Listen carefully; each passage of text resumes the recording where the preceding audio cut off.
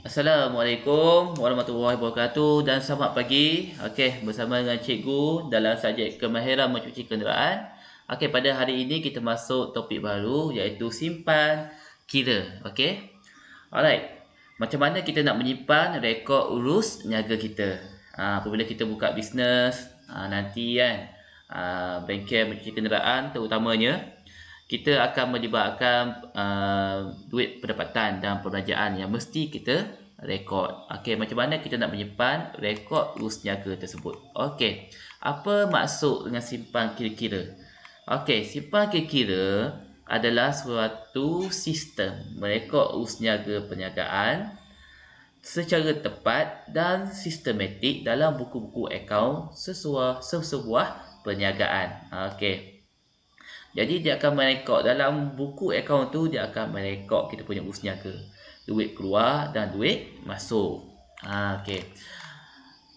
Apa jenis rekod dalam simpan kira? Okey, di sini ada 4. Okey. Penerimaan dan pembayaran, belian dan jualan, hasil dan belanja, dan yang ketiga aset dan liability perniagaan. Okey, kita tengok satu persatu.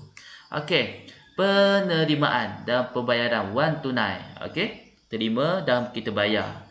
Okey, semua urus niaga melibatkan penerimaan dan perbelanjaan. Duit yang kita terima dan duit yang kita kena bayar lah. Okey, yang kedua, belian dan jualan. Semua urus niaga membeli dan menjual stok secara tunai atau ke kredit. Okey, maksudnya kita beli dan kita jual stok. Okey, dalam hal ini stok yang melibatkan kita adalah berkait dengan sabun. Kita beli sabun, bahan pengilat kan. Mungkin yang stok pula kita jual ni adalah berkait dengan mungkin pewangi kereta kita jual kan, pelapik kaki. Okey. Alright, yang ketiga, hasil dan belanja. Okey, yang pertama semua hasil dan pendapatan. Ya, okey. Jualan barang niaga. Okey, kalau car wash kita lebih kepada perkhidmatan. Kita menawarkan perkhidmatan. Tapi dalam masa yang sama, kita boleh juga jual barang niaga kan, yang cikgu kata tadi, pewangi kereta sambil-sambil tu kan. Boleh. Stiker kereta pun boleh kita tawarkan. Okey, komisen yang diterima. Ini komisen Alright. Sewa yang diterima. Okey. Ni lebih kepada kalau bisnes sewa lah, sewa rumah kan. Dapatlah sewa yang diterima. Okey. Alright. Ini daripada hasil lah kan, komisen. Komisen mungkin daripada pelaburan, kita dapat komisen. Ada orang yang terlibat dengan pelaburan lah. Okey, semua belanja dan kos. Okey. Yang ni melibatkan semualah, kita ada belian barang niaga. Okey, kena mulakan bisnes car wash memang kita akan ada barang niaga. Kita akan selalu melalui proses beli barang niaga. Beli barang kita nak servis kereta ni kan. Alright, gaji pekerja pun kita kena bayar. Okey. Kalau kita ambil 3 orang lah gajinya kita bayar kan. Mengikut bulan. Okey, dan pengangkutan. Okey, pengangkutan tu pun ada juga kos dia lah. Okey. Yang keempat, okey, ini yang keempat Okey, yang keempat, okey, aset dan liability. Okey, aset dan liability perniagaan. Okey, semua harta yang dimiliki oleh perniagaan dan digunakan untuk menjalankan aktiviti perniagaan. Okey, kalau car wash, apa yang melibatkan aset? Mestilah apa? Okey, mesin kan. Okey, aset kita apa? Bangunan tu. Bangunan yang kita sewa tu. Okey. Alright. Bangunan tu lebih kepada kita punya liability lah kalau kita sewa. Kalau itu bangunan kita sendiri, tu dikira aset. Okey, apa lagi? Alatan kan. Alatan yang kita beli tu telah menjadi aset. Contoh-contohnya apa mesin dan alatan ni? Mesin polish, mesin pompa udara, mesin vacuum. Itu semua aset-aset kita lah. Okey. Alright, liability. Liability maksudnya hutang. Okey, liability ni maksudnya hutang. Hutang perniagaan kepada pihak luar. Kalau kita menyewa, okey, premis, kita sewa blok kedai ni kan. Sebulan bayar dalam 3,500 contohlah 3,500.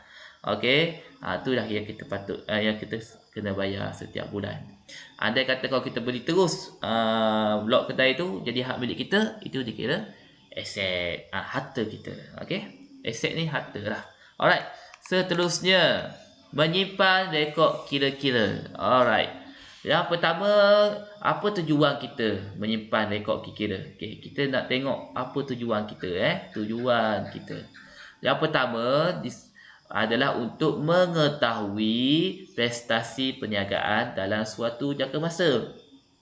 Kita nak tahu, okey, jangka masa 3 bulan. Bulan yang ke-4, bulan yang ke-5, yang ke-6, macam mana? Adakah prestasi kita semakin meningkat, perniagaan menguntungkan, atau prestasi perniagaan kita semakin rugi? Okey. Alright. Tapi kalau perniagaan yang baru mula nak bertapak, memanglah dia mula-mula akan rugi lah. Tapi dah mula tarik customer, orang dah kenal kedai dia, dia akan dapat merekodkan suatu prestasi yang maintain dan menguntungkan lah. Okey, yang kedua merekod, mengelas dan meringkaskan semua usniaga perniagaan dalam nilai wang. Okey, jadi semua usniaga tu kita rekod menggunakan nilai wang. Jadi senang. Bila kita rekod, senang kita nak tengok duit tu keluar dan masuk ke mana arah duit tu kan.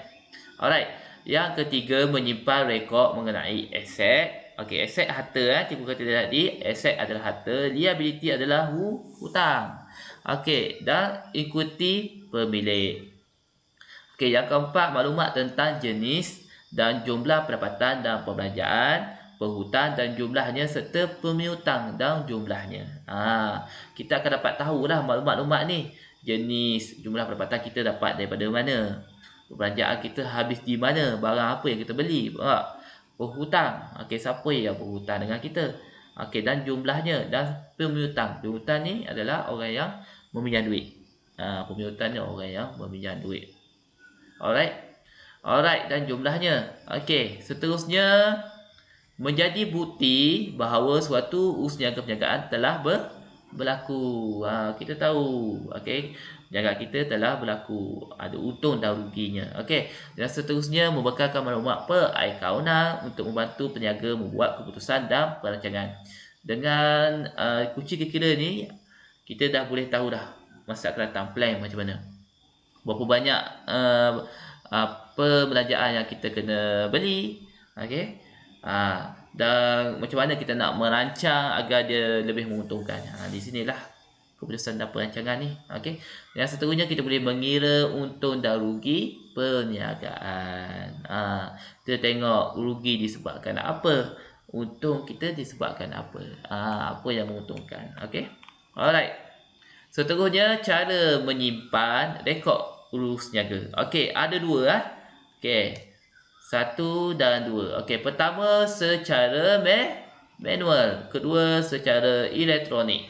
Okey, kalau secara manual ni maksudnya kita rekod guna tangan je lah. Kita guna tangan saja.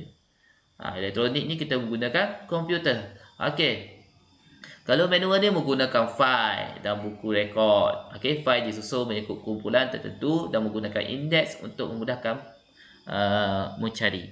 Buku rekod tujuannya adalah untuk kawalan dan penyelenggaraan. Okey, yang kedua, ni adalah cara yang paling meluas masa kini lah. Kita dah ada internet, okey, kita dah ada komputer, semua orang dah terdedah dengan IT. Jadi ramai yang menggunakan secara elektronik. Sebabkannya adalah boleh menjimatkan penggunaan kertas. Tak perlu banyak-banyak kertas nak kena photostat semua. Kita buka laptop dah, kita boleh rekod. Dia boleh disimpan dalam disket. Okey, disket ni sekarang ni dah tak ada. Okey, sekarang ni dah guna pen drive. Ataupun simpan di alam maya kan, guna Google Drive. Sekarang dah canggih lah sekarang ni. Okey, dengan perantaraan Telegram, WhatsApp dah memudahkan kerja. Okey, dapat dirujuk dengan cepat dan mudah. Okey, seterusnya. Okey, macam mana kita nak merekod niaga? Alright. Okey, sistem catatan bergu. Apa yang maksudkan dengan sistem catatan bergu? Okey, maksud urus niaga. Okey, tengok sini. Okey, aktiviti pembelian dan penjualan barang niaga atau perkhidmatan. Jadi kita bikin mencuci kenderaan ni lebih kepada perkhidmatan apa yang kita tawarkan. Kita basuh luar, kita cuci dalam, kita polish kan. Kita lebih kepada perkhidmatan. Alright. Contoh, contoh Ahmad membeli sebuah basikal yang berharga 250 daripada Along. Okey. Ini adalah maksud urus niaga, membeli barang. Okey. Ahmad ni membeli basikal dengan Along. Okey, ini berlakulah urus niaga di situ kan. Okey. Maksud akaun. Okey, suatu senarai kumpulan urus niaga. Okey. Mempunyai bahagian debit dan kredit. Okey, debit dan kredit. Duit masuk, debit ni duit masuk. Okey, debit duit masuk, kredit duit keluar. Okey. Inilah contohnya penulisan macam mana kita buat sebuah akaun. Ada tarikh, ada butiran, folio, jumlah. Dan ada satu lagi yang sama. Ni untuk debit, ni untuk kredit. Alright. Seterusnya. Okey, prinsip catatan bergu. Okey, yang pertama, setiap urus niaga dicatatkan secara serentak dalam dua akaun yang berlainan. Dua akaun tadi lah. Okey, debit dan kredit. Okey, satu dicatat di bahagian debit, satu lagi dicatat di bahagian kredit. Baru kita tahu tadi kan. Okey, yang ketiga, jumlah dan tarikh dalam kedua akaun mesti sama. Dia berlaku dalam masa yang sama. Okey, seterusnya tajuk akaun Y menjadi butiran akaun Z dan tajuk akaun Z menjadi butiran akaun Y. Okey, ini samalah. Okey. Debit kan akaun yang menerima sesuatu amount. Kalau diterima kan.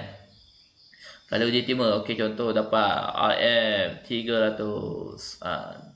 Tulislah dekat debit tu 300. Okey, kredit kan akaun yang memberi suatu amount. Kalau dikeluarkan duit bagi kat siapa-siapa, kita tulis dekat kredit. Okey. Ni contoh Okey, contoh kamu boleh tengok sini. Alright, contohnya okey, tarikh dia adalah April bulan 4 kan, 22 bilion. 22 bilion. Okey. Tunai 2,500. Okey. Bermakna di sini dia belian, dia membeli membeli secara dengan duit cash 2,500. Jadi kita akan tulis tarikh di sini. Tulislah sini April 22. Butiran belian. Membelilah. Okey, maksudnya dia beli barang. Apa barang yang dibeli 2,500 ni? Kan contoh mesin pemapau udara lah, contoh. Okey, jadi tulis kat sini IM 2,500. Okey, seterusnya ni adalah akaun tunai masuk dalam akaun belian. Okey, dia catatkan dekat debit. Okey, April 22. Tulis sini tunai. Okey. Dah IM 2,500. Okey. Dia akan catat di kedua-dua akaun ni lah, akaun tunai dan akaun belian. Akaun belian dia akan masuk, akaun tunai dia akan keluar kat kredit. Okey. Alright. Baiklah, setakat itu saja penerangan cikgu. Cikgu harap kamu dapat faham macam mana prinsip catatan bergu ni. Okey, nak catat dia senang saja. Okey. Ada apa-apa soalan boleh tanya dengan cikgu melalui perantaraan Telegram ataupun WhatsApp. Okey, di sini saja setakat ini. Sekian.